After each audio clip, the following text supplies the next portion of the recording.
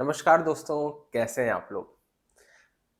कल हमने पढ़ा था मंगल ग्रह के बारे में और अभी तक हम पढ़ चुके हैं अ, सूर्य, चंद्रमा और मंगल ग्रह के बारे में। आज हम समझेंगे बुध ग्रह के बारे में। इसको मैं चाहता हूँ कि जल्दी-जल्दी इसको कंप्लीट कर देते हैं। देन जब आपके मन में एक सिनेरियो बन जाएगा कि भाव क्या है, ग्रह क्या है, फिर उसके बाद हम चलेंगे राशियों पर, फिर हम चलेंगे नक्षत्र पर। तो अल्टीमेट रिजल्ट कहाँ कैसे मिलता है? है ना? कि ये आपको कुंडली को डिकोड करना सीख लेंगे। बहुत स्पीड में डिकोड करना सीख लेंगे, बहुत अच्छे से डिकोड कर लेंगे कि कोई ग्रह कहाँ बैठा है, किस राशि में बैठा है, किस भाव में बैठा है, किस नक्षत्र में है, किस नवांश में है। अल्टीमेट जो मैंने देखा है, जो ऑब्जर्व मैं कर रहा हूँ, जैसे कि हम कोई योग पढ़ते हैं, कोई कॉम्बिनेशन पढ़ते हैं, कोई राजयोग, कोई धन योग के बारे में पढ़ते हैं, तो अल्टीमेट वहाँ पर एक चीज और लिखी होती है कि ये सब योग डिपेंड्स ऑन हिज पोजीशन। उनकी कैसी पोजीशन है, किस पोजीशन में वो बैठे हैं, है ना? क्या अब ये जो चीज लिखी है नीच, उच्च, ये सारे जो कॉन्सेप्ट बने हैं, ये सब कॉन्सेप्ट भी यहीं से ही निकल के बने हैं कि कोई सूर्य सप्तम भाव में नीच का होता है, सप्तम राशि में नीच का होता है। क्यों? ये आप जब समझ पाएंगे जब आपने एक एक ग्रह, राशि, नक्षत्र के बारे में समझा होगा, पढ़ा होगा। देन हम इजीली समझ पाएंगे कि ये ग्रह इस राशि में नीच का है, गलत प्रभाव देगा, अच्छे रिजल्ट नहीं देगा। ये और भी चीजें हैं। अब देखो, कुछ कुछ जगह ये लिखा होता है कि नवांश में अगर अच्छा हो तो अच्छा माना जाता है। ठीक है, तो हम इसको ज़्यादा, ये वाली जो डिस्कशन है इसके लिए अलग वीडियो बनाएंगे, अलग से बात करेंगे।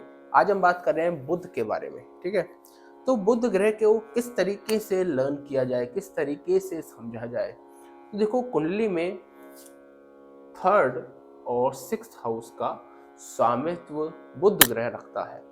ठीक है, और कारक में मैं देखूं तो अब देखिए एक चीज और देखें, फर्स्ट हाउस में ये दिग्बली होता है ना? और अ, बुध टेंथ हाउस का भी कारक होता है ना? सेकंड हाउस का भी कारक होता है। तो ये सारे कारकत्व हैं। अब देखिए आपको कितनी जल्दी डिकोड कर देंगे इस चीज को। हर ग्रह को भी डिकोड करना आपको। अल्टीमेट भाव के बारे में पता है। जब भाव के बारे में पता है तो आप भाव से ग्रहों के बारे में बड़े इजीली निकाल लेंगे, बड़े इजीली समझ जाएंगे। ठीक है, अगर आपने भाव के बारे में मेरी वीडियो नहीं देखी है तो आप मेरे चैनल पे जाइए, प्लेलिस्ट में जाइए, वहाँ पे एक हाउस की पूरी सीरीज बनी हुई है। आप एक एक सीरीज को देख लीजिए। भाव को भी मैंने की पॉइंट के द्वारा समझाया गया है।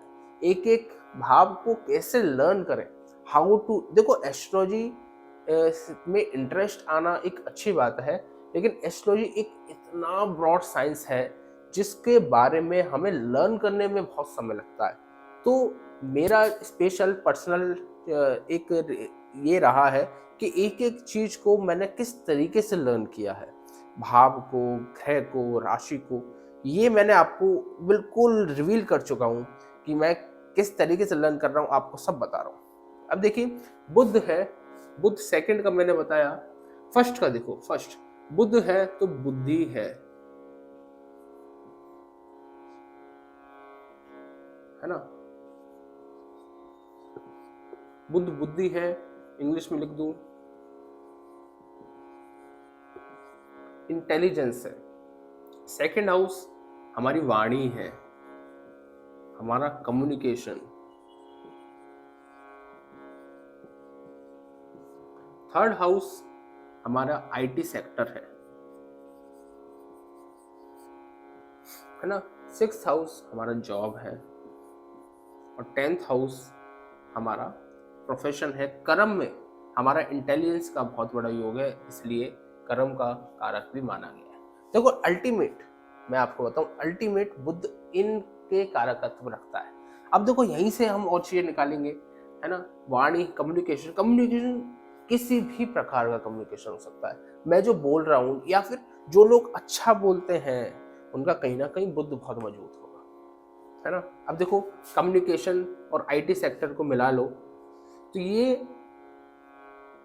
ईमेल हो गया, मान लो ईमेल, है ना, कम्युनिकेशन, किसी भी तरीके का कम्युनिकेशन, चैट, कॉल, है ना, ट्रैवल। और ये बुद्धि है तो बुद्धि से ही कनेक्ट करो, ये मैनेजमेंट का भी है, बिजनेस का भी है ना। और हम ये एक्सपोर्ट इंपोर्ट का भी हो गया, एक्सिम कहते हैं उसको शॉर्ट में। तो एक्सपोर्ट इंपोर्ट भी एक कम्युनिकेशन है ना। और हम और डीप में जाएंगे तो ये बुद्धि क्या है, मरकरी क्या है, एक सबसे छोटा प्लेनेट है, चाइल्ड, है ना। तो चाइल्ड यानी इम्पोर्टेंसी के लिए भी हम बुद्ध को देखते हैं।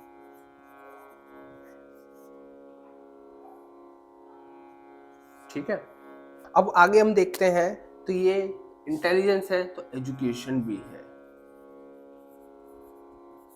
एजुकेशन भी है। और हमने बिजनेस है तो ये ट्रेड का भी है। और मैथमेटिक्स, मैथमेटिक्स का भी है।